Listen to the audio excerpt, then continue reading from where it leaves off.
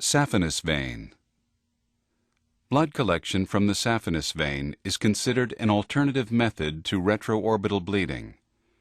The saphenous is a superficial vein located on the rear legs and has a lateral and medial component. Both components can be accessed for venipuncture and can serve as alternating sites if multiple blood samples need to be taken over the course of an experiment. For both methods, it is best to use a mechanical restrainer made by taking a 50 milliliter conical centrifuge tube and cutting an opening in the coned end to allow for ventilation. You should then pluck the hair away from the site of the vein, which is on the lower leg surface at the footpad hair interface.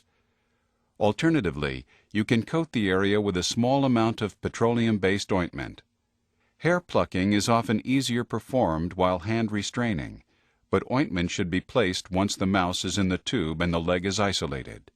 Place the mouse head first into the tube, holding onto one rear leg with your thumb and forefinger, while using the palm of your hand to cover the opening.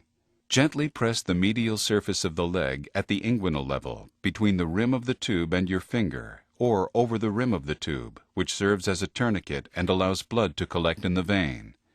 Once the vein is visible, puncture the site with a small gauge needle or sterile lancet and collect the blood into an appropriate container. After completion, ensure good hemostasis. This site is also accessible on rats.